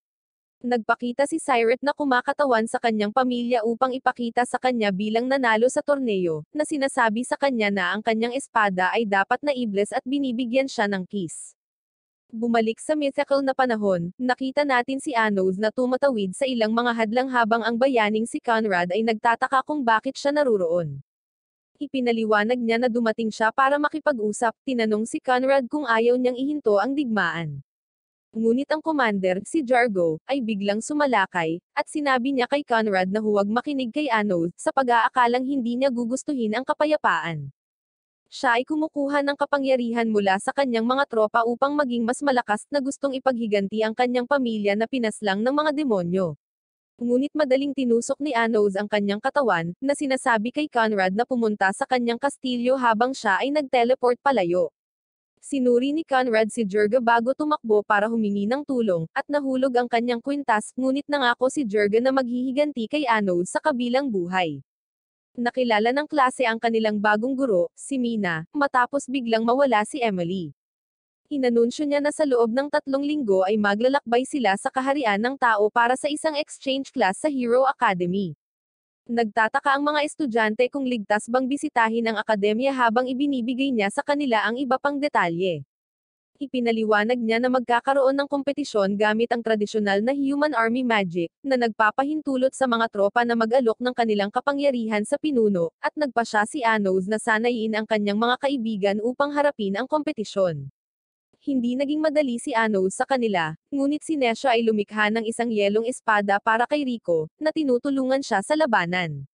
Ngunit madaling nasira ito ni Anos at pinabagsak sa lupa. Ipinagpatuloy nila ang pagsasanay, at kalaunan ay sinabi ni Merrick kay Anos na sa wakas ay muling nabuhay sina Gado at Yori, ngunit tila ang kanilang mga alaala ay ninakaw din 2,000 taon na ang nakalilipas. Hindi siya nagtitiwala sa kaharian ng tao at hiniling kay Anos na mag-ingat sa exchange trip. Dinala ni Anos si Rico sa kanyang arsenal kung saan pumili siya ng espada na pag-aari ni Shaki, dahil pinaghihinalaan niya na maaaring si Rico ang kanyang pinagkatawang tao. Makalipas ang ilang araw, inanunsyo ng Quago na kailangan nilang makarating sa human capital sa loob ng 10 araw para makasali sila sa isang kompetisyon. Ngunit agad silang pina-teleport ni Anos, habang binabanggit ng iba na inaalis niya ang lahat ng excitement sa paglalakbay. Nagpasya siyang galugarin ang lungsod at tawagan si Syre para sumama sa kanya. Pumasok sila sa lungsod, at napansin ni Anos na ang mga tao ay payapa. Dumating sila sa Hero Academy, ngunit may lumabas na babae na nagtatanong sa kanila kung sino sila, at napagtanto niya na sila ay mula sa Demon King Academy. Kaya, ipinakilala niya ang kanyang sarili bilang si Eleanor, isang third-year senior. Binanggit niya na maaga silang dumating, ngunit ginambala siya ni Anos at ipinahayag na interesado siya sa alamat ng bayani. Kaya, nasasabik siya at nagpasya na ipakita sa kanila ang paaralan. Binibigyan niya sila ng tour, at nakakita sila ng painting ni Conrad. Pumunta sila sa library kung saan ipinakita niya ang libro tungkol sa alamat ng bayani, at kung paano niya natalo ang demonyong hari ng paniniil.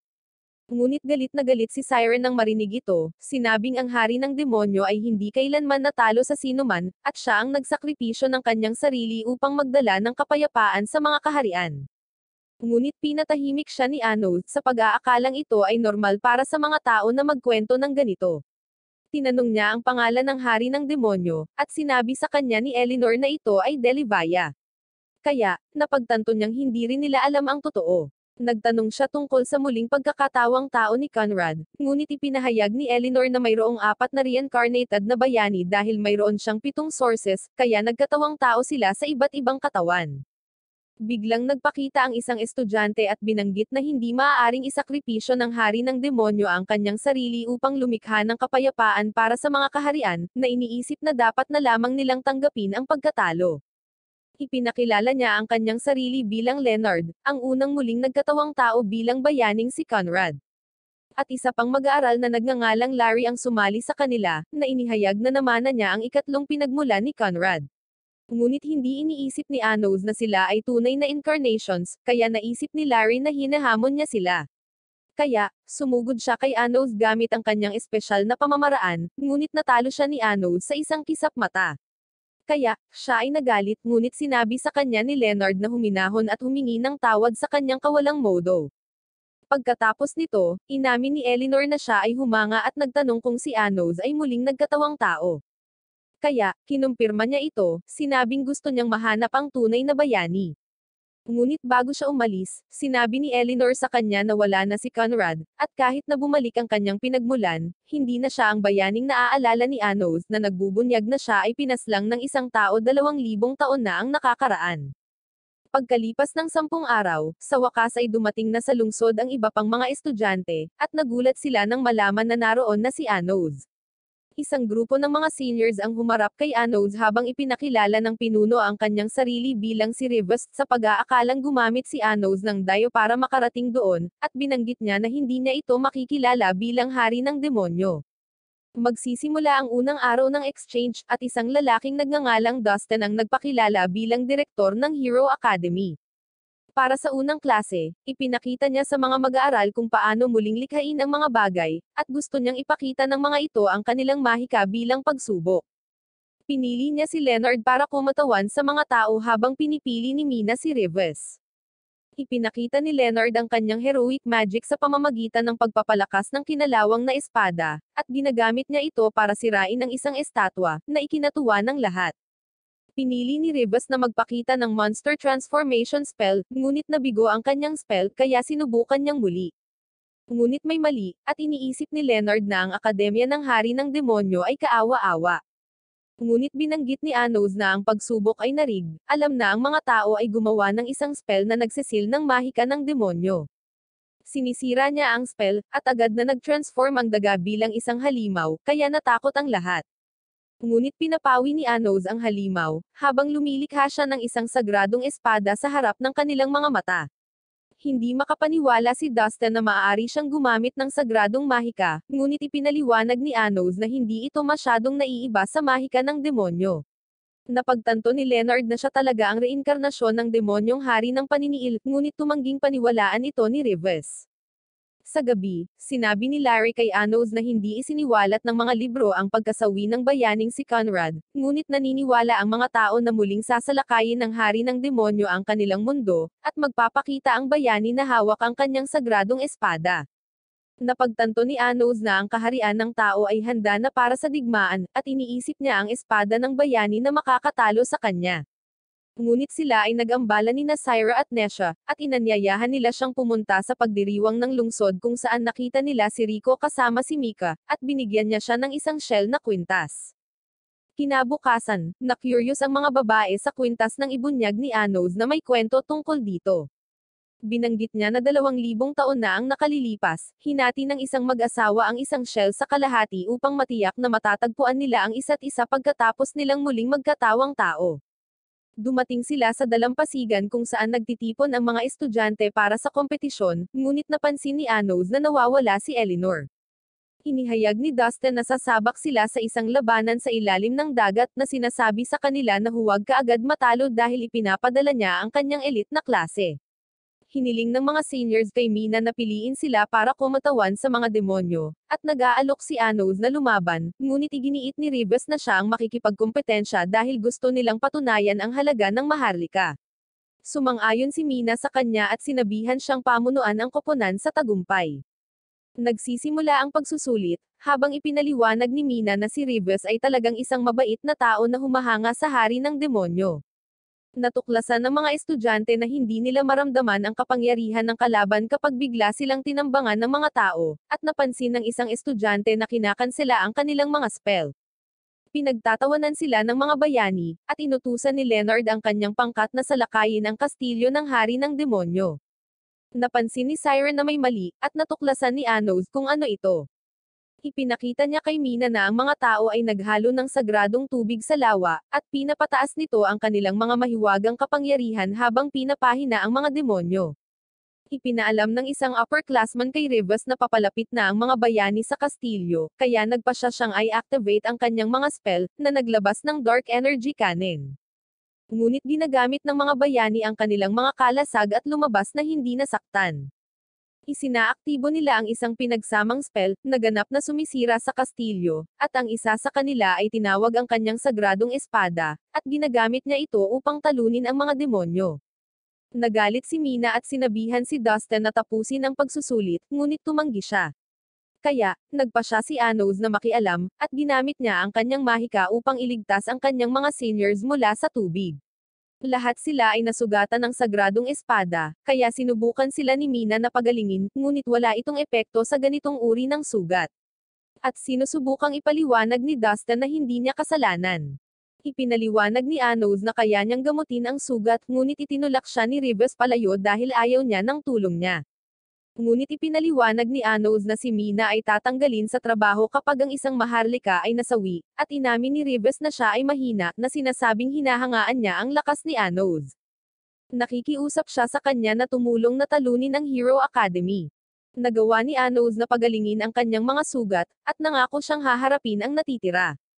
Tinipon niya ang kanyang koponan at hinamon ang mga bayani sa pangalawang round, at tinanggap nila ito, sa pag-aakalang hindi pa rin alam ng mga demonyo ang kanilang panlilinlang. Ngunit biglang inihagis ni Anos ang kanyang Geograze sa lawa, natuyo ang lahat ng tubig dito, at hindi makapaniwala si Dustin. Ngunit nagpa siya pa rin ang mga bayani na magpatuloy. Sinundan nila siya sa tuyong lawa, at sinigurado ni Leonard si Dustin na mananalo pa rin sila dahil may lihim pa silang sandata. Nagsimula ang tunggalian, at ipinatawag ni Anos ang isa pang Geograze laban sa tatlong bayani, ngunit hindi sila natakot at lumikha ng isang hadlang na nagpoprotekta sa kanila mula sa pag-atake, nang biglang sumulpat ang isang babae at sinisira ito. Sa tingin ni Anos ay isa pa itong reincarnation ni Conrad, na napagtanto na mas malakas siya kaysa sa iba. Nakita nila ang hadlang habang ipinaliwanag ni Anos na pinalalakas nito ang mga tao at pinapahina ang mga demonyo, kaya kailangan nilang alisin ito. Iminumungkahi ni Nesha na lumikha ng isang kastilyo sa loob ng hadlang upang mapawalang bisa ang mga epekto, at sa palagay ni Anos ay magandang ideya ito, kaya nagpa siya siyang dalhin siya sa loob. Nagsisimula siyang lumikha ng isang kastilyo nang magpakita ang mga bayani kasama ang misteryosong babae. Tinanong ni Anos ang kanyang pangalan, at ipinakilala siya ni Leonard bilang si Zesha, ang may dala ng ika-4 na pinagmulan at ng light sword. Inatake nila si Anos, ngunit naglalabas siya ng kanyang enerhiya, na agad silang pinatumba. Bumangon si Larry, naiinis, ngunit hinarap siya ni Syra at ibinalita na siya ang magiging bago niyang kalaban, habang ang bayani na may sagradong espada ay nakaharap kay Rico. Ginamit ni Larry ang kanyang kapangyarihan para pasabugan si Syrup ngunit sumulong siya laban sa kanya, at nagawa niyang iwasan ang kanyang pag-atake. Ngunit napagtanto ni Larry na ninakaw niya ang kanyang sagradong antang-antang, kaya sinusugod niya ito at ipinatawag ang kanyang espada upang mabawi ito, na pinilit siyang umatras. Habang kinukuha niya ang antang-antang, naglulunsad siya ng sunod-sunod na pag-atake nang malaman ni Siren na hindi siya makagalaw dahil nahuli siya sa loob ng isang mahiwagang hadlang. Naghahanda si Larry para ihatid ang pangwakas na atake, ngunit bigla siyang napatigil at bumagsak sa lupa. Napagtanto ni Larry na nilason niya ang kanyang antang-antang, at ginagamit niya ang kanyang mga mata upang sirain ang hadlang. Sinabi ni Cyrus sa kanya na paparusahan niya siya dahil sa panggugulo kay Anos, at sinimulan niyang gamitin ang kanyang kapangyarihan para pahirapan siya. Samantala, ipinakilala ng ikatlong reinkarnasyon ni Conrad ang kanyang sarili bilang si Henry, at nakita namin na nahulog si Rico sa kanyang hadlang. Ipinatawag niya ang kanyang mga espada, ngunit biglang naputol ang kanyang braso, kaya nagtataka siya kung paano siya nagawang salakayin ni Rico mula sa loob ng harang. Ngunit ibinalik niya ang kanyang braso at ipinahayag na mas malakas pa rin siya. Humanga si Rico sa espadang ibinigay sa kanya ni Anos, ngunit nagpa siya siyang kunin ang isa sa mga espada ni Henry, itinusok ito sa lupa, na nagdulot ng shockwave na tumapon kay Henry. Habang kinukuha ni Rico ang kanyang isa pang espada, siya ay naging desperado, iniisip kung paano makakahawak si Rico ng isang sagradong espada. Ngunit nilapitan siya ni Rico at tinapos ang labanan. Nakita namin si Anos na nakatayo sa ibabaw ng katawan ni Leonard, ngunit sinabihan siyang ihinto ang pagpapanggap na siya ay nasawi na, kaya siya ay bumangon, napagtantong nakita ni Anos ang kanyang pagkilos. Ipinatawag niya ang kanyang Guardian Sword of the Sea para sa labanan. Biglang inatake ni Zesha si Anos mula sa likuran, ngunit hinaranggan niya ang pag-atake nito. Nagpatuloy siya sa mabilis na pag-indayog, sinusubukang humanap ng siwang, at inihagis siya nito sa lupa. Ngunit biglang umatake si Leonard mula sa likuran, ngunit ibinato sa kanya ni Anos si Zesha. Nagpa siya si Leonard na isagawa ang lihim na spell ng tao, na sumasaklaw sa buong lugar, at pinalibutan sila ng liwanag habang ipinapaliwanag niya na ang mga puso ng 10 milyong tao na naninirahan sa kabisera ay dinadala sa kanila. Si Zesha ay sumusugod kay Anos at agad na sinira ang kanyang hadlang, ngunit siya ay umiwas sa kanyang pag-atake habang ginagamit ni Leonard ang pagkakataong makapasok. Hindi nila siya pinapayagang makabawi, at sabay nilang inatake siya, ngunit sa pagkakataong ito ay hindi na nila masisira ang kanyang hadlang. Napagtanto ni Leonard na mas makapangyarihan siya ngayon, at ibinunyag ni Anos na kinopya niya ang ideya ni Leonard at humingi din ng kapangyarihan mula sa kanyang koponan. Muling umatake ang mga bayani, ngunit ang mga tagahanga ni Anos ay kumakanta para sa kanya, na nagbibigay sa kanya ng higit na lakas, at madali niyang tinatangay ang mga ito. Umaatake si Leonard gamit ang isang energy blast ngunit madaling nadaig siya ni Anos na itinapon sila sa dingding. Hindi makapaniwala si Leonard na ang kanilang kapangyarihan na 10 milyon ay natatalo sa 8 lamang, ngunit sinabi sa kanya ni Anos na ito ay hindi tungkol sa bilang ngunit ang lakas ng damdamin, na sinasabi sa kanila na ang kanilang kapangyarihan ay hindi maihahambing sa kung ano ang mayroon kay Conrad 2,000 taon na ang nakalilipas. Ang bawat tao'y biglang nakarinig ng isang mahiwagang boses at napagtanto na ito ay talagang isang brainwashing spell. Sinabi ni Nesha kay Anos na ito ay isang tinig ng purong puot, ngunit ngayon ang mga bayani ay mas determinado na tapusin siya. Sinabihan niya si Nesha na umatras, at tuluyang nabalisa si Leonard habang lumilipad si Zesha patungo kay Anos at nag-activate ng isang kamikaze spell, na nagdudulot ng napakalaking pagsabog. Ngunit lumabas si Anos nang hindi nasaktan, at hindi makapaniwala si Leonard. Muling umatake si Zesha at nag-activate ng isa pang spell, ngunit sa pagkakataong ito ay isang distraction lang ito, at hinawakan ni Anos ang source nito, na pagtantong nasa isang walang katapusang loop siya. Ngunit narinig niya ang boses ni Eleanor, at tinawag siya nito upang salubungin siya sa loob ng santuwaryo dahil siya lamang ang makakapigil kay Zesha. Kaya't nagpa siya siyang panatilihin itong abala at inutusan si Nesha na hanapin si Eleanor. Kaya pumunta si Nesha sa templo, ngunit nataman siya ng isang spell at napagtanto na sinalakay siya ni Dustin. Ipinatawag niya ang kanyang espada habang sinusumpa niya ang mga demonyo, at binuksan niya ang isang misteryosong pinto, na sinira ang kanyang shield. Inatake niya ito ng maraming beses, at ipinahayag ni Dustin na ang exchange class ay isang bitag mula pa sa simula. Naghahanda siyang sirain ang pinagmulan nito, ngunit nagpapakita na iligtas siya ni Anos. Pinagaling niya ito at nagpa siya na harapin si Dustin, pinahirapan siya ng kanyang mga mata hanggang sa tuluyan na itong mawala. Ngunit siya ay muling nabuhay, at napagtanto ni Anos na siya ay may pananagutan sa pagkontrol sa lahat, na nagtatanong sa kanya kung bakit niya plinano ang lahat ng ito. Ngunit tinawag niya si Anos na isang maruming demonyo, kaya gumamit siya ng transformation spell upang ipakita ang tunay na anyo ni Dustin, na ginawa siyang isang hayop. Kinokontrol niya ang kanyang mga estudyante at inutusan silang atakihin kaagad ang mga demonyo, na ipinapahayag na pararangalan niya ang bayaning si Conrad. Ngunit nabigo ang kanyang spell, at iniisip niya kung ano ang nangyari. Ipinaliwanag ni Anos na huminto siya sa oras bago maging huli ang lahat, at inalis niya ang pinagmulan ni Dustin sa kanyang katawan, sa pag-aakalang ang Hero Academy ay hindi katulad ni Conrad, na inaalala ang lahat ng mga laban na kanilang nakipaglaban. Nakiusap siya kay Anos na tapusin siya, kaya dinurog niya ang kanyang pinanggalingan, binura siya mula sa pag-iral. Dinala niya si Nesha sa santuwaryo kung saan natagpuan niya si Eleanor, at tinanong niya ito kung sino talaga siya. Kaya't ibinunyag ni Eleanor na siya ay Salamangka mismo, na nagsasabing siya ay nilikha gamit ang isang ipinagbabawal na spell na nagpapalit ng mga tao sa magic. Napagtanto ni Anos na siya ang may pananagutan sa hadlang, at para sa pagpapagaling sa mga bayani pagkatapos nilang matalo. Ginagamit niya ang kanyang kapangyarihan para gumawa ng mga clone ni Zesha, na nagpapaliwanag kung bakit siya patuloy na bumabalik. Binasag niya ang salamin gamit ang malademonyong mga mata niya para palayain siya, at binigyan niya ito ng uniforme. Inalis niya ang kanyang harang, at ipinahayag ni Eleanor na ang lahat ay binalak ni Jargo, ang commander na napupuot sa mga demonyo. Natakot siya na makakalimutan ng mga tao ang kanilang pagkamuhi sa mga demonyo, kaya nilikha niya ang Hero Academy upang panatilihing buhay ang sama ng loob at binago ang kanyang pinagmulan sa 2 spell. Ang una ay ang spell na nagpapahintulot sa pagbabahagi ng kapangyarihan, at siya ang pangalawa, ngunit siya ay itinuturing na isang kabiguan dahil hindi niya namana ang galit sa mga demonyo na mayroon si Jargo. Inihayag niya na 2,000 taon na ang nakalilipas, si Conrad ay sumalungat sa kanyang mga plano sa digmaan, kaya siya ay pinagkanulo at pinaslang ng kanyang sariling mga tauhan.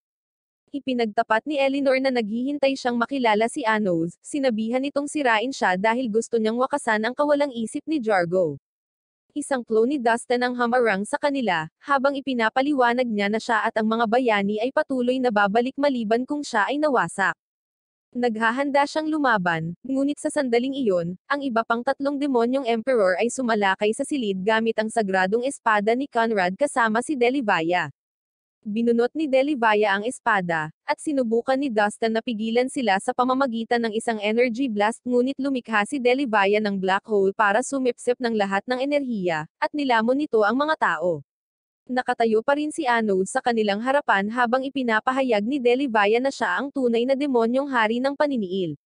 Kaya inatake siya ni Anos, ngunit madali niya itong pinutol at nag-teleport. Pagkatapos nito, nakita namin si Dustin na nakikipag-usap sa lahat ng tao sa lungsod, at ibinalita niya na ang demonyong hari ng paniniil ay nagising at nagdeklara ng digmaan sa kanila, tulad ng sa mga alamat. Kasabay nito, nagpapakita ang mga sinaunang emperador sa kaharian ng demonyo, at ipinahayag nila na ang hari ng demonyo ay bumalik. Nagpapakita si Delivaya, nagsasabing kailangan nilang lipulin ang mga tao, at masaya ang lahat na sa wakas ay bumalik na ang hari ng demonyo. Sa tore, nakipagkita si Anode sa mga demonyong emperador na tapat sa kanya, at binalaan nila siya na ang mga hukbo ng demonyo ay nagmamarcha na patungo sa mga hangganan. Ang mga elders ay nanumpa na sundin siya, at ang kanyang mga kaibigan ay nagpakita, na nagsasabi sa kanya na sila ay lalaban para sa kanya. Handa na ang lahat para sa labanan, kaya sinabihan sila ni Anos na aalis sila ng madaling araw. Kinausap ni Mika si Rico, nag-aalala na baka hindi na bumalik ang isa sa kanila, kaya kinuha ni Rico ang kalahati ng kanyang kwintas at nangakong babalik para sa kanya. Kinabukasan, inutusan ni Anos ang kanyang koponan para sa digmaan, habang tinitipon ni Dustin ang kanyang hukbo, at ang Shadow Knights ay nagmarcha sa labanan. Ngunit humarap sa kanila sina Syra at Nesha, handang pigilan ang kanilang pagsulong. Habang madaling natalo ni Rico ang mga kaaway sa kagubatan, si Delivaya ay nasa loob ng isang kastilyo, at sinabi ni Anos sa mga elders na harapin ang iba pang mga emperador habang nakaharap siya kay Delivaya, at nag-teleport siya sa kastilyo. Tinawag siya ni Mika gamit ang telepathy at ibinunyag na nawala si Rico, habang sinabi rin ni Merrick sa kanya na ang tatlong elders ay nahuli, ngunit sila ay mga shell lamang dahil ang kanilang pinagmulan ay wala sa loob ng mga ito. Napagtanto ni Anos na wala si Delivaya sa kastilyo, at nakita namin siyang naglalakad patungo sa borderline. Ngunit isang harang ang biglang pumaligid sa kanya, at si Anos ay nagpakita sa kanyang harapan. Ipinatawag ni Delivaya ang sagradong espada ni Conrad, at umatake sila sa isa't isa, na nagdulot ng napakalaking putok mula sa impact. Napagtanto ni Anos na siya talaga si Conrad dahil siya lang ang may hawak ng espada. Ngunit nakita ni Anos ang kanyang kwintas, at tinanggal ni Delivaya ang kanyang maskara, na nagpapakita na siya talaga si Rico. Nagtataka siya kung paano natuklasan ni Anos ang kanyang sikreto, kaya't ibinunyag niya na narinig niyang binanggit niya na kakaiba ang shell na kwintas na binili niya, ngunit hindi siya dapat magkaroon ng kaalaman sa mga kaugalian ng tao, kaya patunay ito na naaalala niya ang kanyang nakaraan. Nalaman namin na ginamit ni Conrad ang kanyang 7 source para kontrolin ang mga sinaunang emperador, at si Merrick lang ang hindi na-control dahil kailangan niyang magtago ng kahit isang source. Nagpasya siyang sabihin kay Anos ang lahat ng nangyari 2,000 taon na ang nakalilipas na sinasabing mahina ang mga tao. Alam niyang pinagtaksilan siya ng mga ito para planuhin ang kasawian ng Demon King pagkatapos ng kanyang reinkarnasyon, at sa tingin niya ay walang saysay ang kanilang mga aksyon, kaya nagpasya siyang baguhin ang kapalaran gamit ang kapangyarihan ng kanyang sagradong espada. Alam niyang hindi sila titigil hanggat hindi natutupad ang paghihiganti ni Jargo, at kailangan silang lipulin ni Anos balang araw para makamit ang kapayapaan. Kaya kinuha niya ang lugar ni Anos, nagpaplanong talunin ng mga tao upang wakasan ang sumpa ng puot ni Jargo. Binanggit ni Anos ang tungkol sa kwintas na kabibi, na sinasabing may naghihintay sa kanya, tinanong siya kung handa na ba siyang iwanan siya. Ngunit determinado si Rico na tuparin ang kanyang plano at protektahan ang kaharian, kaya tumakbo siya patungo kay Anos. Ngunit lumipad siya at naglulunsad ng mga bowl ang apoy kay Rico, ngunit pinutol niya ito at sinubukang lumapit. Ngunit sa huli ay nataman siya at bumagsak pabalik na naging sanhi ng pagkawasak ng isa sa kanyang sources. Ngunit muling lumipad si Rico patungo kay Anos, ngunit siya ay natusok at nawala ng ibang source. Ngunit pinilit siya ni Rico pabalik, at ipinatawag ni Anos ang isang itim na dagat na bomb alert sa kanya, at nawalan siya ng isa pang source.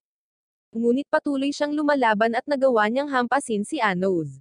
Ngunit ginagamit niya ang kanyang Geograze upang sunugin si Ray, na sinisira ang pang-4 at ika-5 mapagkukunan.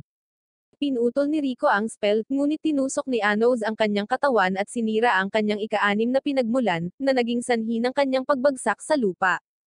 Ipinaliwanag ni Anos na matatalo siya, ngunit bumangon siya, sinabing isang beses lang niyang kailangang manalo. Nagpatawag siya ng isa pang sagradong espada at sumugod kay Anos ng mga mabibilis na pag-atake, na nagsasabing kailangan niyang makamit ang kapayapaan. Inilunsad ni Anos ang isang napakalaking geograde sa kanya, ngunit hindi siya huminto at humakbang patungo kay Anos, sa wakas ay tinusok ang kanyang puso. Nawasak ang kanyang pinagmulan, ngunit ngumiti siya kay Rico, at ibinaba niya ang harang habang isinusuot niya ang maskara ni Delibaya. Nang makita ng iba ang laban, napagtanto ng lahat na muling nagkatawang tao ang bayani at nagawang tapusin ang Demon King of Tyranny.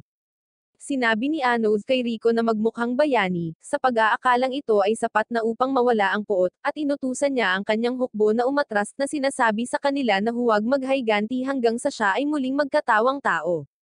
Nagpapasalamat si Rico sa kanya, at binunot niya ang kanyang espada, nakita siyang bumagsak sa lupa. Ipinahayag ni Rico ang kanyang tagumpay, sinabing tapos na ang digmaan, at inutusan ng commander ng demonyo ang kanyang hukbo na umatras.